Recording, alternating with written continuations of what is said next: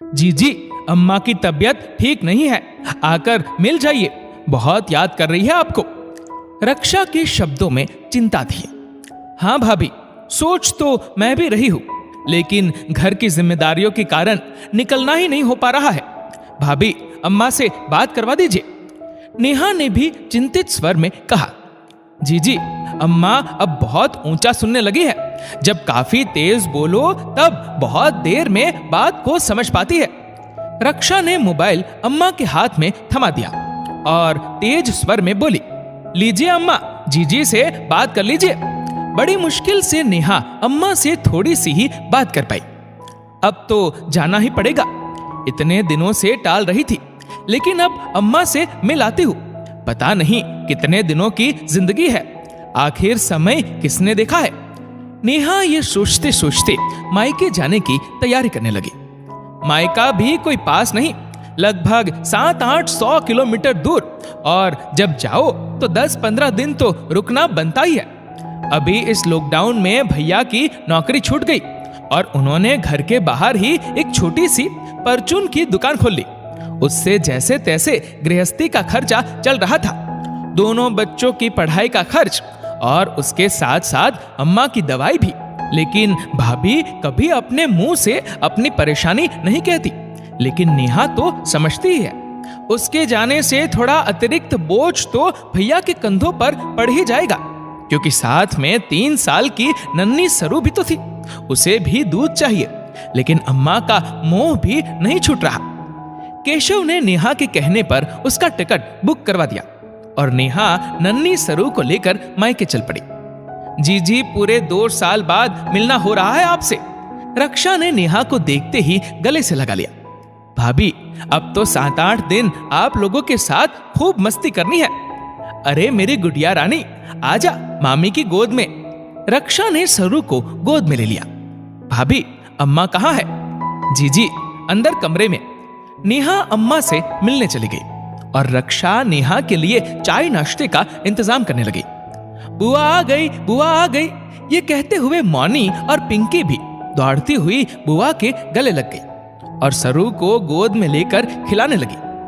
नेहा ने खूब ढेर सारा सामान निकालकर बच्चियों को पकड़ा दिया, जो वो उन लोगों के लिए लाई थी। कपड़े, खिलौने और चॉकलेट, टॉफी। ये क्या जीजी, कितना खर्च कर डाला? अरे भाभी, इसमें खर्चे की क्या बात, आखिर बच्चों की बुआ पूरे 2 साल बाद आ रही थी। थैंक यू बुआ, सचमुच भाभी, अम्मा बहुत कमजोर हो गई है। अच्छा हुआ कि आपने जिद करके मुझे यहाँ बुला लिया। जी जी, बुढ़ापा ही तो बड़ा कष्टकारी होता है, वरना कभी अम्मा एक जगह पर बैठती ही नहीं थी। दिन भर मेरे साथ घर के कामों में सहयोग करती रहती, बल्कि आज भी इतनी कमजोरी के बावजूद भी सब्जी काटने बैठ जाती है। मैं मना करती थी, लेकिन आपके भैया ने कहा, अच्छा है, इसी बहाने अम्मा का दिल भी लगा रहेगा। अब तो फिर मैं भी नहीं मना करती। भाभी, आप बिल्कुल सही करती है। नेहा ने महसूस किया कि भाभी बहुत समझदारी से घर चला रही है, सारा काम खुद ही संभालती और अम्मा की देखरेख बखूबी करती। भले अपने खाने पीने में कटौती कर दे, लेकिन अम्मा को दोनों समय फल जरूर देती और दवाइयां भी बिल्कुल समय से। बहुत अच्छा लगा नेहा को कि उसकी अम्मा सचमुच भाग्यशाली है, वरना आज के समय में बुजुर्गों की देखभाल से बहू बेटियां मुंह मोड़ लेती है। नेहा आए दिन बच्चों को घुमाने के बहाने बाहर ले जाती और खूब सामान दिला लाती। कभी कभी इसी बहाने घर की जरूरत का सामान भी ले आती। हालांकि रक्षा गुस्सा करती, लेकिन नेहा उनकी कोई बात नहीं सुनती। अम्मा के साथ रहकर नेहा को बहुत अच्छा लगा और 15 दिन कैसे कट गए पता ही नहीं चला। भाभी ने एक बार भी जुबान से अपनी मजबूरी को बयां नहीं किया, बल्कि नेहा का भी बहुत अच्छी तरह ख्याल रखा। आज नेहा वापस जा रही थी। रक्षा के तो बहुत ज्यादा रुलाई आ रही थी, क्योंकि नेहा रक्षा को हमेशा छोटी बहन के ही समान लगती। जब नेहा एयरपोर्ट जाने के लिए ऑटो में बैठने लगी, तो रक्षा उसको मुट्ठी में शगुन के रुपए पकड़ाने लगी। नेहा ने साफ मना कर दिया, नहीं भाभी, जरूरी नहीं है कि हर बार शगुन दिया ही जाए। आप कुछ ना कहे तो क्या मैं समझती नहीं कि आप कितनी मुश्किलों से घर गृहस्थी चला रही है। मुझे नहीं चाहिए ये शगुन। जीजी, अभी हम लोगों के इतने भी गए गुजरे दिन नहीं आए हैं कि बेटियों को शगुन ना दे सकूं। प्लीज जीजी, दोबारा मना ना करिएगा।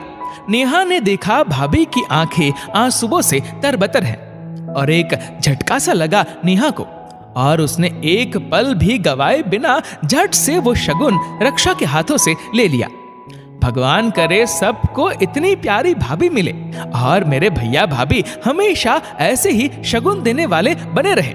और नेहा मन ही मन में एक बेहद सुखद अनुभूति लिए अपने गंतव्य की ओर चल पड़ी। दोस्तों, इस वीडियो को लेकर आपकी क्या राय है नीचे कमेंट करके जरूर बताएगा। और अगर आपको वीडियो अच्छा लगा हो तो इस वीडियो को लाइक करिएगा, शेयर करिएगा ज्यादा से ज्यादा लोगों तक, और ऐसे ही और भी इंस्पिरेशनल वीडियोस के लिए सब्सक्राइब करें हमारे यूट्यूब चैनल को और फेसबुक पर फॉलो करें हमारे पेज को। धन्यवाद।